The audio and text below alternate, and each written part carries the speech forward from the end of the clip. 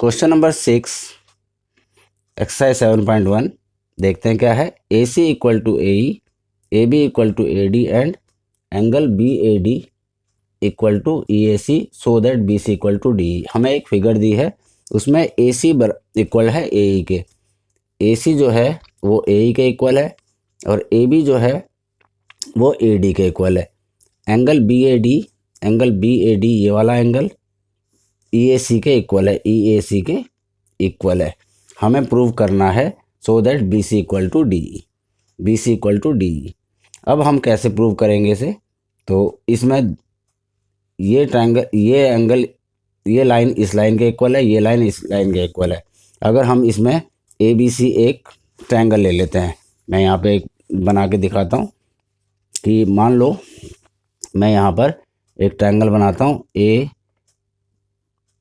इस तरह से ए बी सी, ए बी और सी, और दूसरा ट्रायंगल है इसमें ए डी ई, एक बनाया ए डी ई, ये बनाया ए डी ई। अब हम इसमें देखेंगे कि इन दोनों में क्या इक्वल है।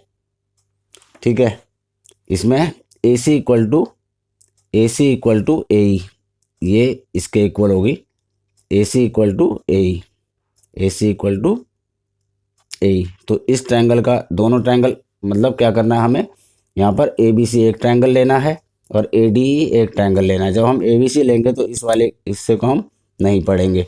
ठीक है, तो अब यहाँ पे क्या करेंगे, ए बी सी एक ट्रायंगल लिया, गिवन, सबसे पहले given in triangle A B C, in triangle A B C and दूसरा triangle A D E, triangle A D E. ठीक है, दो ट्रायंगल ले लिए। इसमें ए बी इक्वल टू, यहाँ पर जैसे ए बी साइड है हमारी ए डी के इक्वल है, ए बी सी में से ए बी साइड ले ली तो ए बी इक्वल टू किसके हो जाएगा, और ए डी ई में से ए डी ले ली। ठीक, और दूसरा A B equal to A D हो गया ये।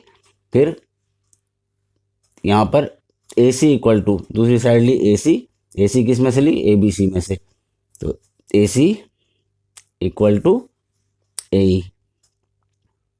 ई किस में से ली, ए डी ई में से। इन दोनों ट्रायंगलों को अलग अलग करके पढ़ो। जैसे इसको पढ़ोगे तो ये वाली लाइन ए डी को छोड़ दो उस टाइम पे, तो ए बी सी में से और इसमें से दूसरा ए डी ई में से, तो अलग अलग पढ़ो। ये हो गया ए बी सी और ए डी ई, तो ए सी इक्वल टू ए ई, ये गिवन है, दोनों चीज़ें हमें गिवन है, तो यहाँ पर गिवन लिख दिया in triangle A B C and A D, A B equal to. उसके बाद बोला है triangle B A D equal to triangle E A सी,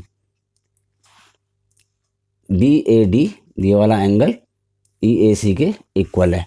अब इसे कैसे करेंगे, तो प्रूव क्या करना है, so that B C equal to D, B C equal to D हमें प्रूव करना है। बी सी जो है वो डी ई के इक्वल है, तो मतलब बी सी कौन से ट्रायंगल में हो गया, ए बी सी में, और ए डी में D.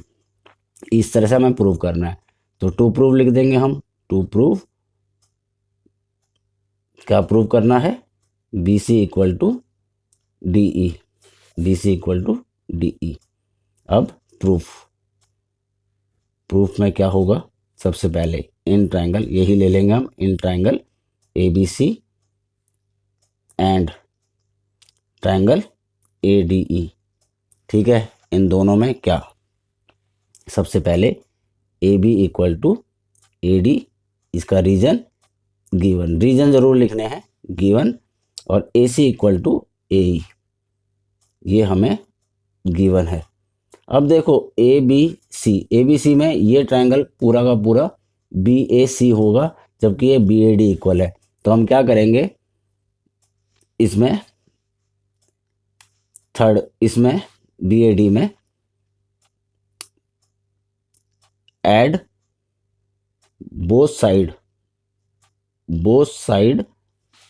D A C, angle D A C इसको फर्स्ट मान लो, चलो इसको सेकंड मान लो, इसको थर्ड मान लो। DAC in third of given, जो गिवन में थर्ड है उसमें DAC ऐड कर देंगे। तो एंगल BAD में प्लस कर देंगे हम एंगल DAC को, इक्वल टू एंगल EAC में हम इसमें भी ऐड कर देंगे एंगल DAC को। अब देखो BAD में अगर हम ये वाला एंगल ऐड कर दें, ये वाला एंगल ऐड कर दें, तो ये क्या बन जाएगा, BAC। एंगल क्या बन जाएगा, BAC। ये किसके इक्वल हो जाएगा, इसी में हम दूसरा जो एंगल था हमारा EAC में भी ये वाला ऐड कर देंगे इससे, तो क्या बन जाएगा ये हमारा, ये अगर हम ये ऐड कर देंगे तो ये बन जाएगा DAE, एंगल DAE।